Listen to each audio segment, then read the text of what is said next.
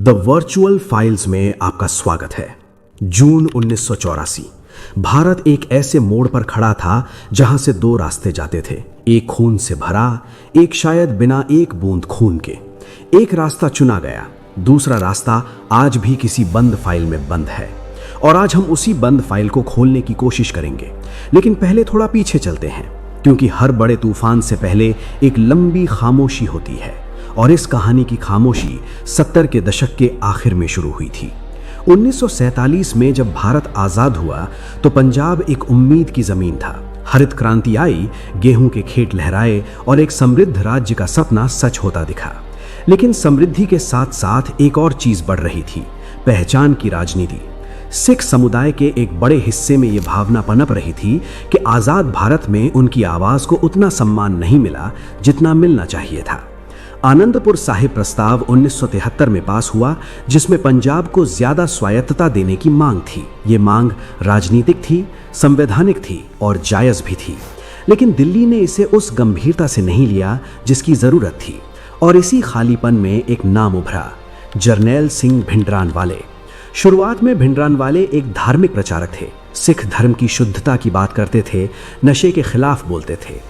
कुछ राजनीतिक जानकारों का मानना है, और ये बात कई प्रमाणित सूत्रों में आई है, कि कांग्रेस ने खुद भिंडरानवाले को अकाली दल को कमजोर करने के लिए एक राजनीतिक हथियार की तरह इस्तेमाल किया।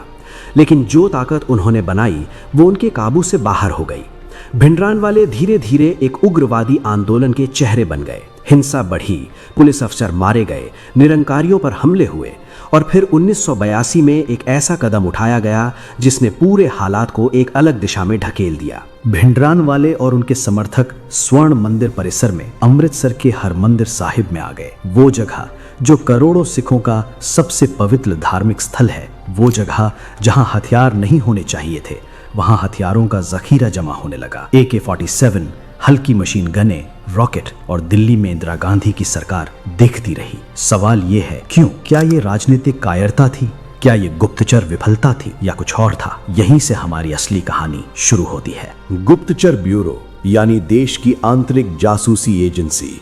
जहां विदेशी खुफिया एजेंसी बाहर देखती है, वहीं गुप्तचर ब्यूरो अंदर देखता है। और 1983 के अंत से 1984 की शुरुआत तक इस एजेंसी के भीतर एक बहुत ही असाधारण स्थिति बन रही थी। एजेंसी के भीतर एक ऐसा गुट था जो मानता था कि स्वर्ण मंदिर की स्थिति को सैन्य बल के बिना सुलझाया जा सकता है। यह कोई भोली सोच नहीं थी, ये लोग पेशेवर थे, मैदानी अनुभव था उनके पास।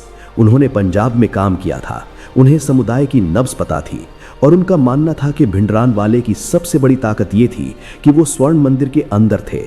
अगर उन्हें वहां से बाहर निकाला जा सके बिना बल प्रयोग के तो वो कमजोर हो जाएंगे। उनकी योजना क्या थी? जो सार्वजनिक सूत्रों, सेवानिवृत्त अधिकारियों के साक्षात्कारों और पत्रकारों की रिपोर्टिंग से पता चलता है, उसके अनुसार इस योजना के कई स्तर थे। पहला स्तर बातचीत, लेकिन सीधी नहीं, एक गुप्त रास्ते से संपर्क, जिसमें उन सिख धार्मिक हस्तियों को शामिल किया जाना था जिनकी समाज में सच्ची साख थी, जो उन्हें यह समझा सकें कि स्वर्ण मंदिर को युद्ध क्षेत्र बनाना धर्म का अपमान है। दूसरा स्तर आर्थिक दबाव, उग्रवादियों को जो धन और रसद मिल रही थी उसे पहचान कर उन रास्तों को पूरी तरह बंद करना। तीसरा स्तर घेराबंदी, मंदिर परिसर के आसपास एक मजबूत सुरक्षा घेरा, लेकिन कोई सीधी टकराहट नहीं, धीरे धीरे चुपचाप बाहरी समर्थन को खत्म करना। चौथा और सबसे नाजुक स्तर राजनीतिक संपर्क, अकाली दल के मध्यमार्गी नेताओं को विश्वास में लेना, क्योंकि अगर मुख्य धारा का नेतृत्व ही भिंडरानवाले से दूरी बना लेता तो उनकी वैधता खत्म हो जाती। ये योजना आक्रामक नहीं थी, ये धैर्यशील थी, ये धीमी थी, लेकिन गुप्तचर ब्यूरो के इस गुट का मानना था कि यही एकमात्र रास्ता है जो पंजाब को एक लंबी त्रासदी से बचा सकता है। ये योजना तैयार हुई और कहा जाता है कि ये प्रधानमंत्री तक पहुंची। इंदिरा गांधी, वो महिला जिन्होंने 1971 में पाकिस्तान को 2 टुकड़ों में तोड़ा था, जो आपातकाल लगा सकती हुई, जो साहसी फैसले लेने के लिए जानी जाती थीं, उनके सामने 2 विकल्प थे और उन्होंने एक को चुना। जो चुना गया वो था ऑपरेशन ब्लू स्टार। 3 जून 1984 की रात को भारतीय सेना ने स्वर्ण मंदिर परिसर को घेर लिया। 6 जून को पूरे पैमाने पर सैन्य अभियान शुरू हुआ। जनरल KS ब्रार की कमान में सैनिक अकाल तख्त तक पहुंचे। जो लड़ाई हुई वो बेहद क्रूर थी। भिंडरनवाले मारे गए, लेकिन साथ में मारे गए सैकड़ों निर्दोष श्रद्धालु जो उस वक्त स्वर्ण मंदिर में थे, क्योंकि ये सिख पंचांग का एक महत्वपूर्ण धार्मिक अवसर था। अकाल तख्त, जो सिखों की सर्वोच्च धार्मिक सत्ता का प्रतीक है, बुरी तरह क्षतिग्रस्त हो गया। सेना का अभियान पूरा हुआ, लेकिन एक घाव खुल गया जो शायद कभी पूरी तरह नहीं भरा। सिख समुदाय में गुस्सा था, दर्द था, अपमान की भावना थी। भारतीय सेना के कई सिख सैनिकों ने विद्रोह किया, कुछ ने हथियार रख दिए। ये एक ऐसी दरार थी जो भारतीय समाज के ताने बाने में आ गई थी। और फिर 31 अक्टूबर 1984, इंदिरा गांधी अपने घर के बगीचे में थीं। उनके दो सिख अंगरक्षकों सतवंत सिंह और बेअंत सिंह ने उन्हें गोलियों से भून दिया। एक प्रधानमंत्री की हत्या, और उसके बाद जो हुआ वो और भी अंधेरा था। दिल्ली में सिख विरोधी दंगे, जिनमें हजारों निर्दोष लोग मारे गए। ये सब कुछ उस एक फैसले से जुड़ा था, ऑपरेशन ब्लू स्टार। अब वापस आते हैं उस सवाल पर जो इस पूरी कहानी का केंद्र है। गुप्तचर ब्यूरो की वह वैकल्पिक योजना क्यों अस्वीकार हुई? कुछ संभावनाएं हैं, कुछ प्रमाणित, कुछ परिस्थितिजन्य।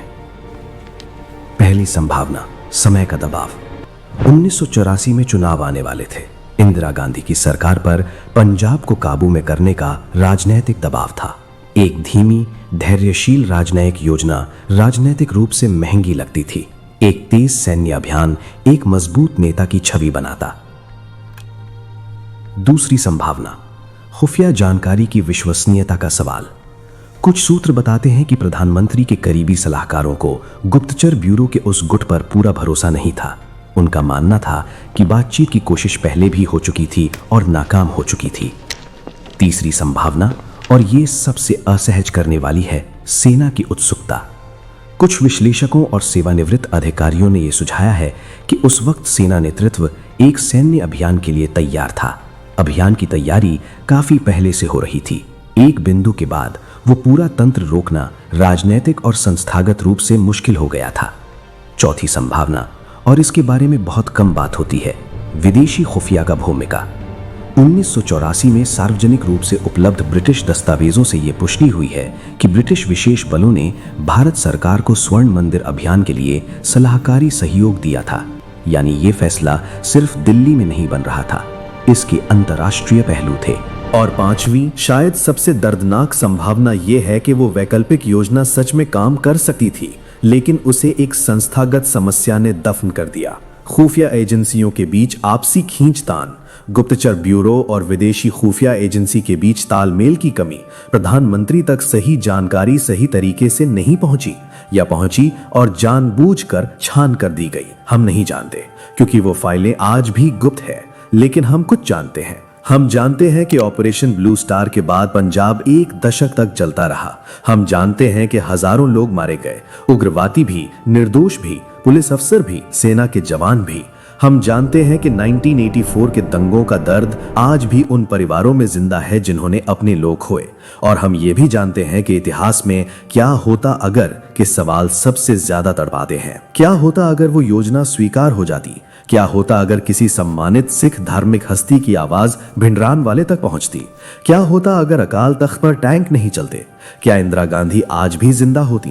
क्या 1984 के दंगे होते? क्या पंजाब का एक पूरा दशक हिंसा में जाता? हम नहीं जानते। और शायद यही इस कहानी की सबसे बड़ी त्रासदी है। जो योजना बिना एक गोली के काम कर सकती थी, वो किसी बंद कमरे में कहीं दब गई। और जो गोलियां चली, वो आज भी हमारे इतिहास के सीने में धसी हैं। द वर्चुअल फाइल्स पर आज की कहानी यहाँ खत्म होती है, लेकिन एक सवाल आपके लिए छोड़ते हैं। अगर एक देश अपनी सबसे बड़ी गलतियों की फाइलों को गुप्त रखता है, तो क्या वो उन गलतियों से सीख भी सकता है? सोचिए।